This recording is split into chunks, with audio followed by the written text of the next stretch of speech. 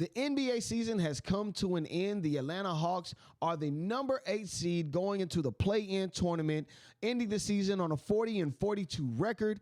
I want to say they're second in the Southeastern Division of the Eastern Conference. Of course, the only other team ahead of us is, unfortunately, the Orlando Magic, whom we see in the first round of the play-in tournament.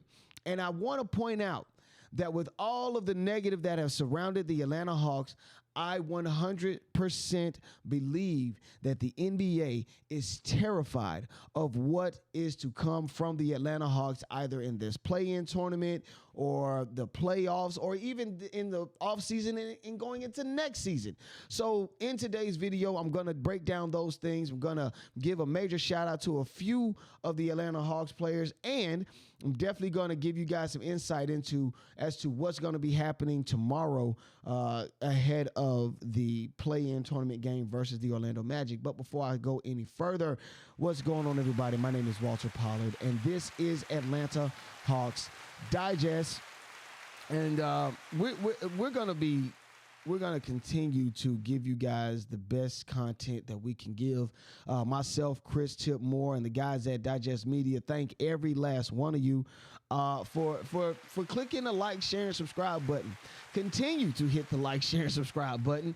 Definitely send this to all your friends, all your Atlanta Hawk friends, people that like Trae Young, people that like Dyson Daniels. Send it to as many people as you can so that we can continue to grow this page to the best of its abilities. Now, let's just go ahead and get into it right now, man. These Atlanta Hawks, I want to just give a major shout out to them for just persevering, you know what I'm saying? Persevering through the season, going through the injury bug at the early part of the season, dealing with the loss of Jalen Johnson around December, January. Yeah, I think it was like January 5th when we lost Jalen Johnson. Not only just that, but also going through with the trades, you know, the loss of Bogdan Bogdanović, the loss of DeAndre Hunter, bringing on Karis LeVert, Terrence Mann, and George Niang, and still being able to, you know, be one of the teams in the NBA that consistently tries to, and they consistently try to win. I won't say that they lay down or they're just really bad. They're a team that definitely want to get better. And I feel as though the pillars on this team, well, really the one pillar, in my opinion, Trae Young, I feel as though they have built this team surrounding Trae Young, almost making it damn near impossible for Trae Young to want to leave. And that's just a really big deal because, again, being that they're 40-42, it's a big deal, and I'm super excited for that. Now, it's a 4-game improvement. It was a 4-game improvement from last season. So, I mean, give a round of applause to that because, again, that's something to applaud. You know, you always want to have a better season than the prior season. And, of course, last year they weren't as good as they wanted to be. I think they got bounced out in the first round of the play-in tournament to the Chicago Bulls. So they want to get better. Unfortunately, I think the Hawks had the opportunity to I think they were as high as number 5 in the Eastern Conference standings earlier this season. But unfortunate events happened. Jalen Johnson was out. Trades happened. You know, the loss of DeAndre Hunter and Bogdan Bogdanović. Things just happened. And, of course, the Atlanta Hawks are where they are. Can't do much about it. But the fact is they are where they are, and it is time to start to look to the future, look towards the play-in tournament. We'll definitely get a chance to talk to Patrick from the Orlando Magic's Digest, so definitely stick around for that. Not today. We're going to be talking to him tomorrow. We're going to break down tomorrow's game versus the Orlando Magic. We're going to talk about the ins and outs and all of that good stuff, so definitely stick around for that. Okay, tune in tomorrow. We will definitely be talking to Patrick from Orlando, the Magic's Digest. Yeah, them. We're going to be talking to him from the Magic's Digest, and we're going to get some more information on that. But again, going into the play-in tournament, I feel as though the Hawks, they have a big hill ahead of them, but they can do it. They have surprised us, and they have they have surprised us, and they've also they surprised us in the best and worst way. You know, they surprised us in a way where they've lost the teams that they should have beaten, ergo Brooklyn, ergo the Washington the Washington Wizards. You know, they should have beaten teams like that, but they've also surprised us in beating the Celtics twice here and at home, beating the Lakers in overtime here at State Farm, beating the Cleveland Cavaliers here and at home and away. So this team is full of surprises, unfortunately, and so we have to stick behind them. We have to be behind our team because it is very important going on into the next few years. But the NBA is terrified of what is to come. They are simply terrified of what is to come. Big shouts out to Dyson Daniels and Zaccharie Risacher before last night's game versus the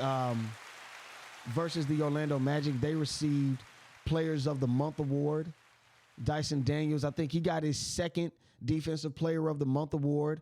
Zaccharie Risacher got his third Rookie of the Month award.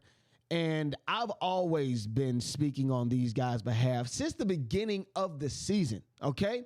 I don't know if you saw in the slide earlier prior, in the intro of the video, you saw that Trae Young had been working with these guys all season long. I mean, from the beginning of the season, even when the trade went down between the Pelicans and the Atlanta Hawks, Trae Young has been with these guys all season long. And I feel like that is the reason why we are looking at a potential Defensive Player of the Year, a for sure All NBA Defensive Player of the Year, or All NBA Defensive Player, a Rookie of the Year, and then also too Trae Young, him being the number one assist leader in the NBA. These Atlanta Hawks have gelled in a way that most people overlook.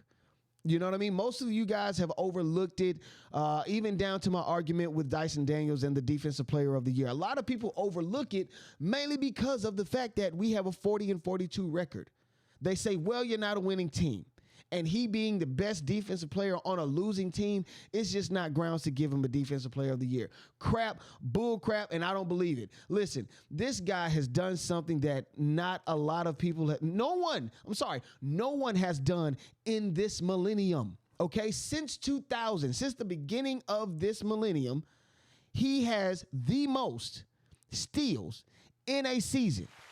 229 steals in a season. And again, to do this in a league that doesn't allow hand checking, a lot of the different things and the different fouls and stuff that we saw in prior years, it just doesn't happen that way anymore. And to see this gentleman being able to do it, he's had great court vision. He also knows spacing on the offensive end. So he's taken that and transitioned it into a sense where he's able to affect the ball on both on the offense and the defensive side. And then we talk about Zaccharie Risacher. That's the Rookie of the Year. I'm standing next to him. I mean, that's all I can say right now. He is the Rookie of the Month or year. He's the Rookie of the Year. But even to Zaccharie Risacher, going through a lot of the motions, going through the slump of shooting, not being able to hit his shot at certain points, really in the early part of the year. But the fact that he's been able to turn it on going down the stretch, multiple 30-plus games. Actually, he has a career high of 38 points that he had not too long ago. And these guys are only 20 and 22 years old. They're young. They're college players older than them.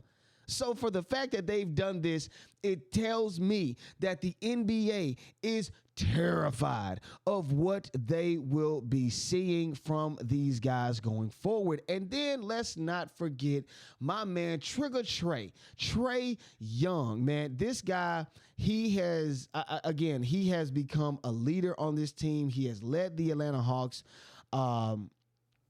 He's led this team, simple and plain. And I'm super, super happy for this guy. He too also got an award yesterday.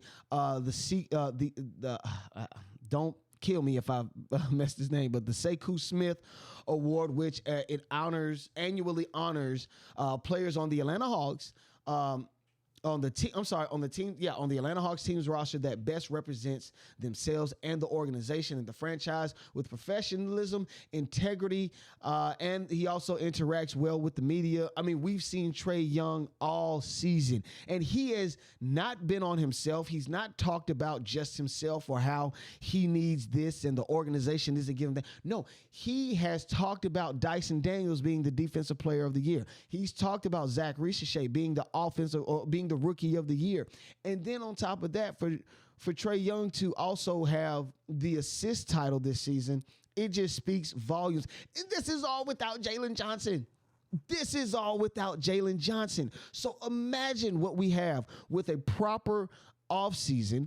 We have a solid big man coming in. I do believe the Atlanta Hawks have that on their agenda, is to get a big man in this season. But to have a solid big man, to have Trae Young doing what he does, Zaccharie Risacher, Dyson Daniels, Onyeka Okongwu, he stepped up in a major way, and he's become a legitimate starter in the NBA as far as a big is concerned. So all of these things have happened. All of these things have transpired, and yet we don't have Jalen Johnson. 4-game improvement, we don't have Jalen Johnson. It's perfectly fine. I do believe Jalen Johnson will get healthy. I do believe Kobe Buffkin will be healthy. And I do believe going forward within the next, year or so, we're talking about a contender in the Eastern Conference. We're talking about a contender in the NBA. Mark my words. I said it before, and y'all gonna learn, okay? You guys are gonna learn. What I say makes sense. I don't just be reeling this off of the top of my head, okay? I said in the beginning of the season, Dyson Daniels was going to be a defensive threat this season. Have I not?